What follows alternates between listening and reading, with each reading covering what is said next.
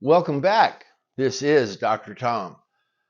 I'm board certified in addiction medicine and family medicine, and I practiced in Southwest Virginia and East Tennessee for over 30 years. I'm also a person in long-term recovery from opiate use disorder and alcohol use disorder, and I recently picked up 21 years in the program. So people ask me a lot, how does a person become a drug addict? How does somebody become an alcoholic? Well, let me tell you a little bit about my story. Most people think, all right, that person drinks and they drink too much. They must be an alcoholic. That person, they use drugs. They must be a drug addict. Well, I'll tell you what, you're not a drug addict because you do drugs. You're not an alcoholic because you drink. You drink because you're an alcoholic. You do drugs because you're a drug addict.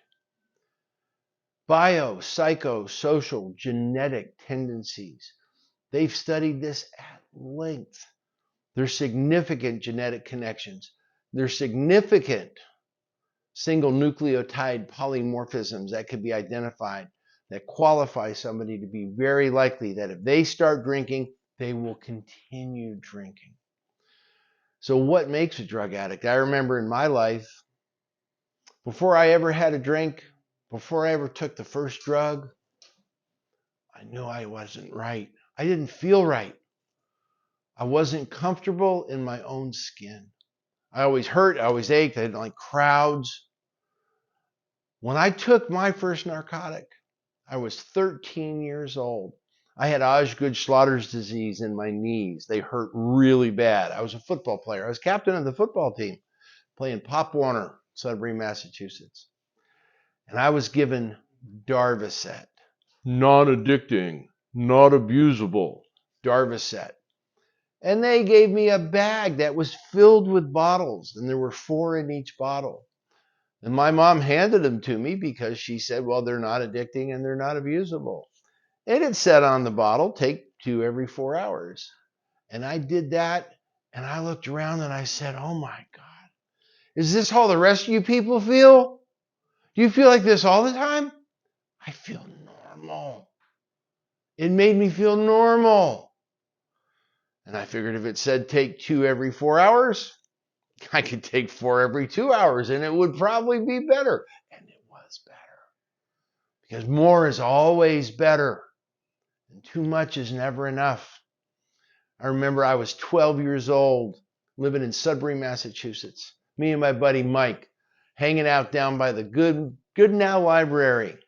If you went back behind the library down the path, now Sudbury, Massachusetts, I mean, for crying out loud, I was growing up in the middle of a Robert Frost poem. I was growing up in the middle of a Currier and Ives. You ever seen that grist mill? You know, the one with the big red wheel? I played around that as a kid. We used to walk the tracks to Walden Pond and traipse through the woods where Thoreau and Emerson hung out. I learned how to swim in Walden Pond. I had swimming lessons there. So me and Mike, you know, we get in behind the library, and back there we didn't know it, but that's where all the drunks used to go to hang out and drink. And back then we had town drunks. So we went back there, and there was this old chimney that had to be hundreds of years old.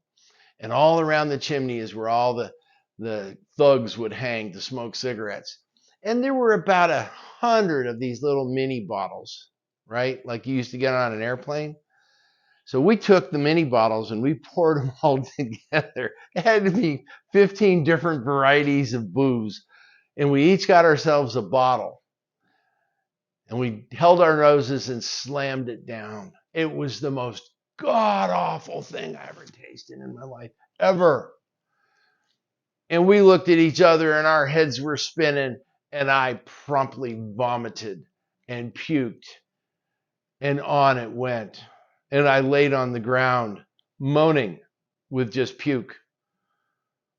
And I thought, man, that's the worst thing I've ever done in my life. And you know what we did the next day? We went right back to the chimney and poured ourselves another drink. That's what alcoholics do. There's no off switch for alcohol. You have to build an off switch for alcohol.